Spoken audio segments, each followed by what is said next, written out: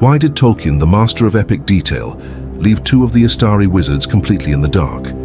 While we know every scar of Gandalf and every betrayal of Saruman, Alatar and Palando, the Blue Wizards, remain wrapped in a mystery that even the most obsessive fans can't fully unravel. I still remember the first time I read about them in the professor's letters. It was like discovering lost characters from a missing chapter of your favorite book.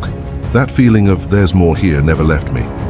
Today I'll reveal why this omission wasn't accidental, but a brilliant choice that protected both the legendarium and our imagination.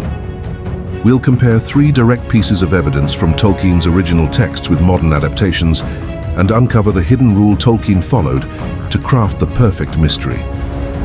In Unfinished Tales and Tolkien's personal letters, the Blue Wizards appear as deliberate shadows. Letter 211 reveals that they journeyed east around the year 1600 of the Second Age, long before the main events of the Legendarium. Tolkien wrote that their fate was uncertain, that they might have failed in their mission, perhaps founding secret magical cults, or simply vanishing into the wildlands beyond Rhûn. Even more revealing? In later versions, he changed his mind several times about whether they succeeded or failed. This inconsistency wasn't neglect, it was narrative strategy. Tolkien knew that some mysteries are more powerful when they stay mysteries. Peter Jackson and the screenwriters of the films did something brilliant. They didn't try to fill in that gap. While they massively expanded Legolas' role and even invented romances that never existed, the Blue Wizards remained absent. Compare that to the Rings of Power, where every Tolkienian mystery becomes an explanatory plotline.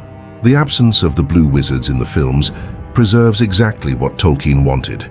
The sense that Middle-earth is far too vast for us to ever fully know. This wasn't a budget issue, it was respect for the original vision. Here's the rule Tolkien followed religiously. Distant geographies remain mythical. Everything east of Rhovanion and south of Harad exists only as rumor and legend. The Blue Wizards embody this rule. Tolkien once wrote that Middle-earth represents only the northwest region of his world. The Blue Wizards belong to the regions that must remain unknown to preserve the sense of infinity. To fully reveal them would break the illusion that there are always unexplored horizons. Two of them slipped into the east when my shadow was still young. Alatar and Palando. Their true names now lost even to me. For millennia, I sensed faint echoes of power where no resistance should have risen. Perhaps they failed and succumbed as I expected. Or perhaps they succeeded. In the lands beyond the mountains where my spies never returned, something prevented my total dominion over the east. If they truly united the tribes of men against me, then they were more effective than Gandalf the Grey in all his cautious Western wisdom. My only certainty is ignorance. It's fair to ask if this absence was a creative flaw instead of an artistic choice. Some scholars argue Tolkien simply didn't have time to fully develop these characters before his death, but the multiple revisions he made to their fate suggest ongoing interest, not neglect. He actively chose to preserve the ambiguity. The true power of the Blue Wizards isn't in what they did, but in what they represent. The humility to accept that not every story has to be ours to know. In a world where every franchise explains every detail, Tolkien left us room to imagine. And that's also a lesson in hope. Even if we never learn whether Alatar and Palando triumphed or failed, their very existence proves that resistance to evil always finds a way, even in the most distant and forgotten lands. In the end, the Blue Wizards are like Saruman's Palantir Wi-Fi. We know it's working somewhere, but nobody can find the password to access it.